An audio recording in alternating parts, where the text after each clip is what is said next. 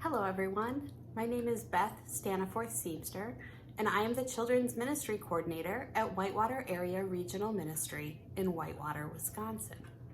I hope everyone is doing well, and today, this Sunday, is the first Sunday after Christmas. We spend so much time building up for Christmas that when it's done, sometimes it feels like a little bit of a letdown. So I wonder, as I start my check-ins, how you're doing. I will tell you, it's pretty thumbs up here. We had a very different Christmas. It was quieter. It was just my family because, of course, we wanted to keep people safe. We didn't want anyone getting sick. But that made it kind of fun and special in its own way because my kids had a lot of time to play with their toys and we spent a lot of good family time together. However you're doing, I hope you take a few minutes and check in with the people around you. Let them know where you're at, tell them, or ask and hear how they're doing. It's a great way for us to support each other right now. Well, as we know, on Christmas Eve, Christmas Day, we celebrate Jesus's birth, Jesus's birthday, essentially. Now, we don't know when his birthday really happened. This is just the day that we have collectively decided to celebrate him, to celebrate the birth.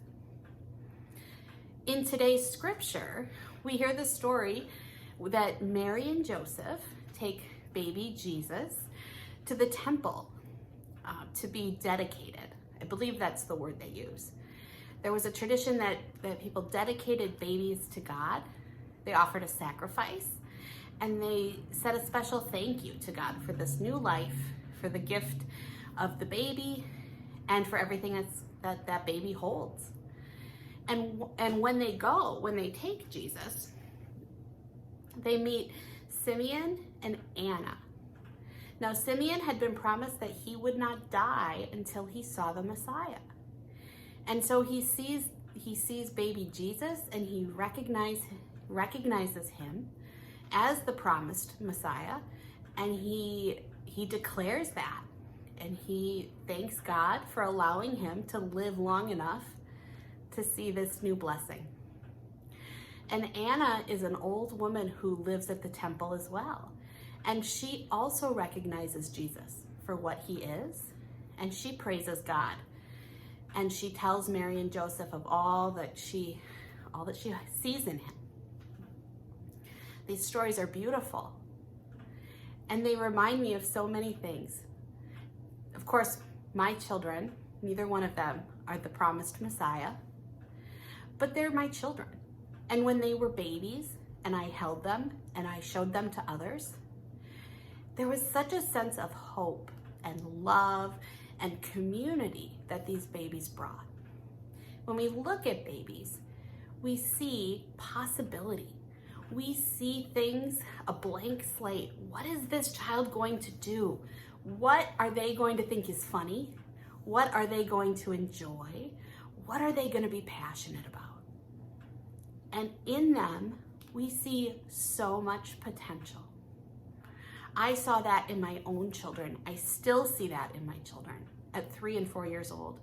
And I bet if you asked your parents, they would say the same of you, no matter how old you are. When we look at babies, we often see the best of what can be. When we look at children, we have hope for the future. When Simeon and Anna held Jesus, they had that same hope magnified. Today, I invite you to ask your parents the story of your birth. What was it like the day you were born? What was it like when they introduced you to your grandparents or aunts and uncles or close family friends? What hopes did they have for you? How have you surprised them? How have you fulfilled them, those hopes? What do they wish for you for the future? In the last few days, this is what we've celebrated with Jesus. His birth. We hear the story of his birth.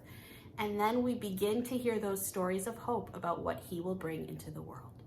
So I think it's a great time to ask to hear those same stories about you. With that, I wish you blessings and Happy New Year. And I miss you. I hope you're having a great holiday week, and I look forward to when we can be together again. Bye.